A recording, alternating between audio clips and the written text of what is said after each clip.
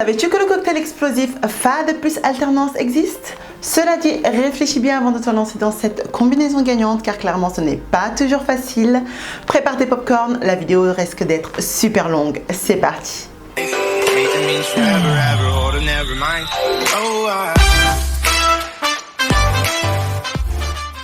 Hello world et bienvenue sur ma chaîne Have a Peek. Moi c'est Sensemilia ou S pour les intimes et sur cette chaîne on parle de voyages et de rencontres sans se ruiner parce que je suis persuadée que cette formule magique va contribuer à ton épanouissement personnel. J'espère donc te donner envie de partir quelque part, un truc qui t'anime pour te faire ta propre expérience de tout ce que je raconte. Si tu veux profiter de mes astuces et de mes folles expériences, tu connais déjà la chanson je pense. Abonne-toi à la chaîne, n'hésite pas à partager la vidéo car aujourd'hui en plus nous allons parler de l'alternance, de la formation à distance et de cette combinaison gagnante, c'est-à-dire on va mélanger les deux ensemble. Donc je pense que ça peut en intéresser plus d'un. C'est le parcours que j'ai fait, donc je peux clairement en parler. Donc on sort un peu du cadre du voyage, mais c'est pas bien grave. Et puis la troisième des choses, n'hésite pas à me suivre sur les réseaux sociaux que je vous mettrai par là. C'est parti! Beaucoup ont une idée de ce que c'est l'alternance parce qu'effectivement on en parle souvent et puis même sur YouTube je pense qu'il y a ce qu'il faut. Mais est-ce que vous savez ce que c'est le FAD, la formation à distance? La formation à distance ou la formation par correspondance, c'est quand on est seul derrière son ordinateur à travailler via une plateforme online mise à disposition par l'établissement, des devoirs ou TD à rendre régulièrement et se rendre physiquement à l'école, à l'université ou au centre de formation directement, quelques fois dans l'année. Parlons maintenant de l'alternance. Qu'est-ce que c'est? L'alternance, c'est un système d'études vraiment très intéressant. C'est pour moi la formule gagnant-gagnant, aussi bien pour l'étudiant que pour l'entreprise. Petite parenthèse, n'oublions pas que l'alternance peut aussi se faire avec des demandeurs d'emploi. Il permet deux choses. Non seulement vous êtes étudiant et vous le restez, mais cela dit, vous êtes aussi considéré comme un salarié lambda. À condition bien sûr d'avoir trouvé déjà votre entreprise, parce que forcément c'est la partie la plus compliquée. J'ai fait donc une FAD, donc formation à distance et de l'alternance durant la même année pour mon Master 2 que j'ai fait avec l'IAE de Poitiers. Donc tout ça pour dire, aujourd'hui si j'en parle, c'est parce que clairement ça m'a beaucoup apporté. Ça n'a pas été toujours facile, on va pas se mentir. Mais aujourd'hui j'ai envie d'en parler parce que je sais que c'est quelque chose qui n'est pas fait pour tout le monde. Et l'autre chose, c'est que je suis sûre qu'il y en a qui ne savent même pas que cette combinaison gagnante existe, c'est-à-dire l'alternance et faire la formation à distance en même temps. Attention, encore une fois, je tiens à préciser que tout ce qui est formation à distance n'existe pas en France pour toutes les filières, contrairement aux pays anglo-saxons comme en Angleterre ou encore aux États-Unis, où certes les formations coûtent extrêmement cher, mais au moins tu peux être sûr de trouver tout online quoi. Je vais donc rentrer un peu plus dans le détail pour expliquer les formules d'alternance. Quand on parle d'alternance, il faut savoir que ça veut dire vous avez une partie en entreprise durant votre cursus scolaire et une autre partie à l'école. Voilà, donc c'est-à-dire moi par exemple mon rythme d'alternante, ça a été de faire 4 jours en entreprise, une journée chez moi pour étudier mes cours. En général, quand on parle d'alternance, on pense souvent au contrat de professionnalisation, communément appelé contrat pro, ou encore au contrat d'apprentissage. Mais il faut savoir qu'il y a aussi le stage alterné. Les deux premiers donc peuvent être en CDD ou en CDI. Alors si c'est un CDI d'office, clairement ce qui se passe c'est qu'à la fin de votre contrat de professionnalisation par exemple, en fait vous n'avez pas de période d'essai. Dans mon cas, il s'agissait d'un contrat pro sur 1 an, donc en CDD. Information, un étudiant étranger peut aussi faire de l'alternance avec bien sûr quelques petites conditions que je t'expliquerai après. Parlons donc salaire. Pour un contrat d'apprentissage, tu seras donc rémunéré entre 25% et 78% du SMIC. Pour un contrat de professionnalisation ou contrat pro, tu peux avoir jusqu'à 100% du SMIC, bien sûr en fonction de ton âge. Je vais te donner un bon conseil, même si on est en plein Covid, ça pourra toujours te servir après. Alors, il faut savoir que en général, quand on est étudiant, qu'on arrive comme ça dans une entreprise, on est tellement content de trouver son alternance en fait que clairement, on ne se pose pas plus de questions que ça. On prend ce qu'on nous donne. Moi, le conseil que j'ai à vous donner vraiment pour vous éviter l'erreur que j'ai faite, c'est essayer toujours de négocier votre salaire. C'est-à-dire, vraiment, vous n'avez rien à perdre. Si vous arrivez à négocier ne serait-ce que 100 € de plus, même en brut, bah, ça sera toujours ça. Clairement, d'après une étude que j'ai lue, en fait, il y a une différence de 500 000 € en 40 ans pour des personnes sur un même poste et dans une même entreprise. Non, mais c'est juste énorme. La personne n'a pas osé négocier d'entrée. Pense-y, on ne sait jamais. Dans les deux cas, que ce soit le contrat pro ou le contrat d'apprentissage, vous êtes considéré comme un salarié.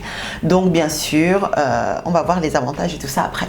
Concernant le salaire pour le contrat de stage alterné, en fait c'est entre 30 et 50% du SMIC. Vous n'êtes pas du tout considéré comme un salarié.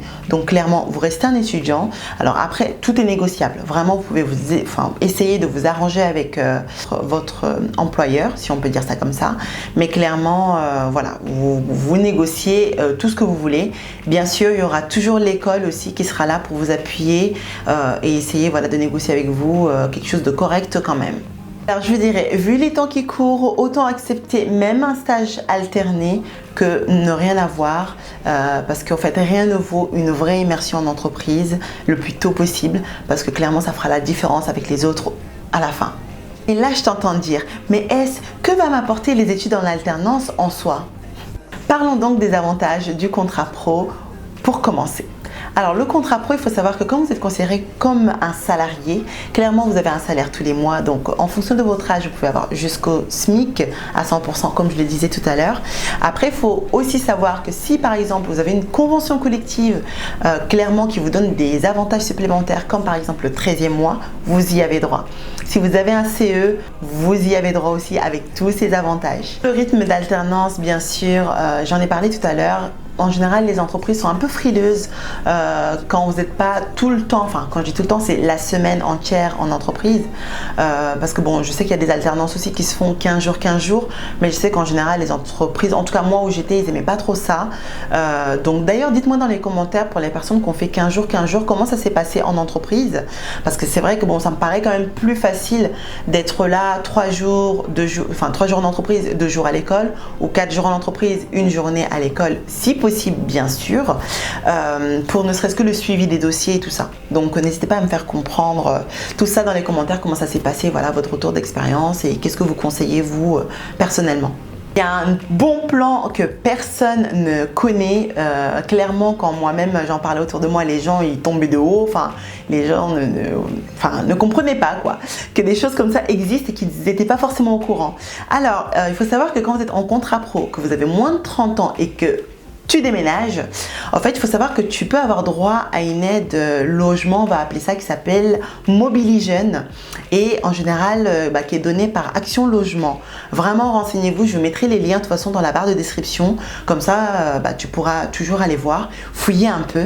C'est l'équivalent de 100 € par mois tout au long de ton alternance quand même. Après, ça n'empêche pas que tu aies quand même droit à tes APL. Si tu as droit à l'APL, c'est juste trop bien quoi. Le troisième avantage, c'est que clairement, tu as une plus grosse probabilité d'embauche à la fin par rapport aux autres. Avantage numéro 4, c'est que clairement, en fait, c'est un cadre propice au développement personnel poussé. Pour vous donner des exemples simples, en fait, on est plus autonome, on est plongé directement dans le bain, voilà comme on dit, et on a plus confiance en nous parce que clairement, quand on fait quelque chose de bien, en fait, la N+1 ou le N+1 n'hésitera pas à vous faire comprendre les choses, que clairement c'est bien, qu'ils sont satisfaits, et voilà. Donc ça fait toujours du bien, quoi. Avantage numéro 5, c'est que clairement, moi j'étais dans une école et il a fallu payer l'école. Mais vous savez quoi? En fait, c'est l'OPCA de l'entreprise qui a payé mon école. Et ça, franchement, je ne le savais pas, c'est juste trop bien, quoi. C'est-à-dire, j'avais je sais plus combien de frais, enfin les écoles, vous savez, ça coûte toujours un peu cher. Et clairement, l'OPCA, il faut savoir que c'est l'équivalent, allez, je la fais simple, de la sécurité sociale de l'entreprise. Donc voilà, une fois que l'entreprise accepte, l'entreprise fait comprendre à son OPCA que clairement, ils prennent quelqu'un en contrat pro. C'est donc l'OPCA qui va payer les frais, justement, pour votre scolarité. Et puis le point numéro 6, forcément, ce sera plus facile pour toi de gravir les échelons, bien sûr, en fonction de tes compétences. Parlons aussi des contraintes. Vous voulez bien? La première des contraintes là qui me vient en tête, c'est que clairement tu te retrouves rapidement à avoir ne serait-ce que 5 semaines de congés payés et plus les 2 mois et demi, voire plus de vacances que tu as dans l'année, contrairement à quelqu'un qui n'est pas en alternance. Parce que déjà si on regarde que l'été, juillet, août, ça fait facile 2 mois, sans parler de toutes les petites vacances scolaires auxquelles les étudiants classiques ont droit. En fait toi tu n'y auras plus droit. La deuxième contrainte, c'est que clairement, pendant 1 ou 2 ans, en fonction de la durée de ton alternance, clairement, ça va être super compliqué. Il va falloir vraiment s'accrocher. Il va falloir s'accrocher parce que non seulement si tu fais juste l'alternance pour un parcours classique, on va dire, dans ton école normale ou université, en fait, déjà tu auras moins de vie sociale parce que toi tu bosses, tu pourras moins sortir, voire pas du tout sortir lors des soirées étudiantes parce que le lendemain, tu commences à 8 h. Par exemple. Dernier point donc concernant les contraintes, pour les étudiants étant étrangers, il faut savoir que vous devez faire maximum 964 heures dans l'année et en plus de ça, il faut pour dépasser un peu le quota, il faut faire une autorisation à la directe. Parce que si vous ne faites pas l'autorisation et que vous dépassez ces heures-là, vous allez avoir des problèmes. Donc, mieux vaut prévenir que guérir. Clairement, faites un mail à la directe dans la région où vous habitez. On vous répondra et puis feu vert quoi. Plus sérieusement, être en alternance, ce n'est pas facile. Alors, après, il faut dire qu'il n'y a pas non plus un taux de réussite énorme. Voilà, on va pas se mentir. Si on parle du FAD, déjà, rassure-toi, le FAD, tu n'es pas seul. Clairement, tu as les profs qui sont derrière leurs ordinateurs, derrière cette même plateforme sur laquelle tu étudies. Le seul truc, c'est qu'il faut les solliciter par mail. Voilà, il ne faut pas hésiter à leur écrire.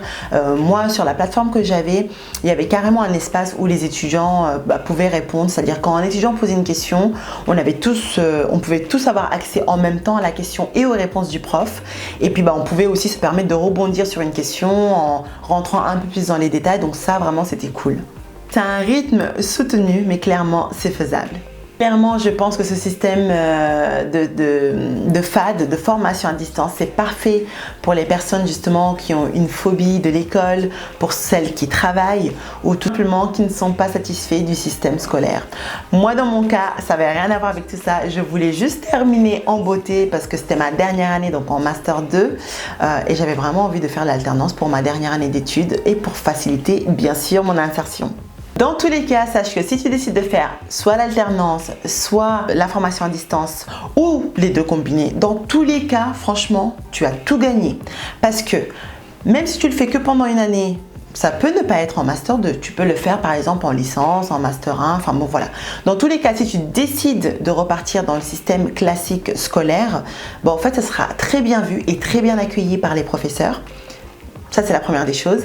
La deuxième des choses, c'est que si tu décides d'aller travailler derrière, en fait, clairement, ça va faire une différence par rapport à ce qu'il y a déjà sur le marché.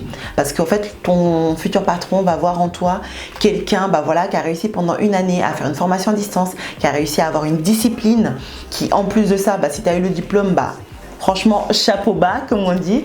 Donc non, franchement, tu auras tout gagné dans tous les cas et tu n'es pas obligé de le faire en dernière année d'études comme moi. Tu peux très bien le faire à n'importe quel moment.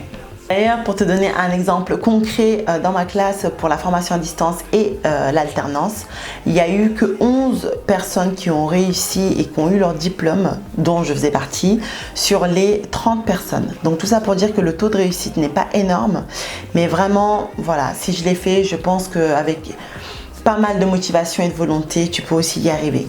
Parlons donc d'organisation maintenant. Clairement, comment mener une vie professionnelle, une vie sociale et une vie étudiante. Organisation et courage sont les deux mots d'ordre. Je vais donc te partager mes astuces et conseils. Première des choses, ne pas trop procrastiner. Effectivement, quand on te demande de faire quelque chose, aussi bien à l'école qu'en entreprise, évite de te dire je le ferai demain ou je le ferai après. Franchement, si tu peux le faire maintenant, fais-le. Au moins, voilà, c'est fait. Tu pourras passer à autre chose parce qu'en entreprise surtout, on peut te demander de faire quelque chose tout de suite et puis au final, tu te dis oh je le ferai demain parce que c'est pas trop urgent. Demain, il y a une vraie urgence qui va arriver et puis là, tu te retrouves à avoir 2 trucs urgents. Bref, en gros tu comprends, ça peut vite être la galère. Mon point 2, avoir le sens des priorités et surtout ne pas rendre tout urgent. Point 3, travailler régulièrement ses cours, faire des fiches et surtout s'aider avec les annales voilà, des années précédentes. En général, ça prépare pas mal pour l'examen. Point 4, si tu es uniquement en FAD, ne jamais faire une seule matière, clairement, parce que vraiment pour travailler, je pense que c'est la pire des choses à faire. Travailler une seule matière en se disant je termine telle matière et puis je verrai après pour l'autre. Non, en fait il faut vraiment faire plusieurs matières en même temps. Et moi c'est exactement ce que je faisais aussi, tout en gérant l'entreprise de l'autre côté. Le point 5, bien se reposer, bien dormir, ça va de soi.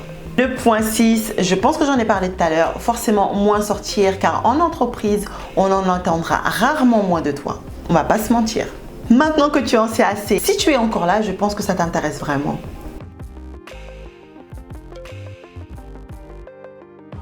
Alors, pour trouver son alternance, il faut savoir qu'il y a plusieurs manières voilà, de trouver, de chercher. Il y a des sites spécialisés, notamment sur Internet, en fonction de votre domaine où vous cherchez, en fait, dans quel secteur d'activité vous recherchez. Notamment, il y a des sites, moi en l'occurrence pour le commerce international, j'ai trouvé sur Indeed, donc ça marche pas mal, voilà, c'est un site parmi tant d'autres. Il y a le réseau social LinkedIn, voilà, j'ai toujours un peu de mal à le dire celui-là. Qui est pas mal aussi pour réseauter un peu et puis bon des fois il y a des offres aussi qui traînent donc vous pouvez toujours y aller. Le site de Pôle emploi, vous pouvez très bien y trouver aussi des choses donc vraiment faut pas hésiter à y aller. Le site des entreprises directement, il faut y penser et aussi faire carrément du démarchage, voilà, de faire du porte-à-porte. Faut pas hésiter, vous vous habillez, vous vous mettez super clair, des CV préparés, vous vous déplacez directement en entreprise et puis de toute façon, voilà, vous avez rien du tout à perdre. Pour conclure donc, je vais clairement vous dire, sur ce coup, je ne vais pas du tout faire la modeste. Je suis très fière du parcours que j'ai fait. Je suis très fière d'avoir réussi justement cette année d'alternance et de formation à distance. Franchement, c'était une année intensive et je pense que si je l'ai fait, vous pouvez le faire aussi. Tu peux le faire aussi. Toi qui es derrière cette caméra, qui m'écoute aujourd'hui. Donc vraiment, n'hésite pas si tu as plus de questions sur le sujet. Tu peux m'écrire en privé, tu peux m'écrire en commentaire, en privé si jamais tu es sur Instagram, que tu me vois via Instagram, enfin bon bref, il se passe beaucoup de choses sur Instagram d'ailleurs, faut pas hésiter à y aller aussi. En tout cas voilà, du courage à tous, il faut être fier de son parcours, il faut être fier de ton parcours, surtout si tu le fais ou si tu as envie de le faire, vraiment te bloque pas, essaye, qui ne tente rien à rien. Surtout, pourquoi je suis très fière, c'est que j'ai jamais eu de mention bien. Oui, j'ai jamais eu de mention bien durant tout mon parcours scolaire et en fait là je l'ai eu. Yes! Si tu te sens d'attaque, fonce clairement. Voilà donc c'est la fin de cette vidéo, j'espère qu'elle t'aura plu, j'espère qu'elle ne va pas être trop longue, mais bon, ça on verra, je ne promets rien. Et phrase de la fin donc, parce que la vie va vite, ne perds plus ton temps et vis ta propre expérience de voyage, ta propre expérience professionnelle, ta propre expérience d'étudiante, d'étudiant, enfin bon voilà, des expériences dans tous les domaines quoi. Allez à bientôt, tchuss!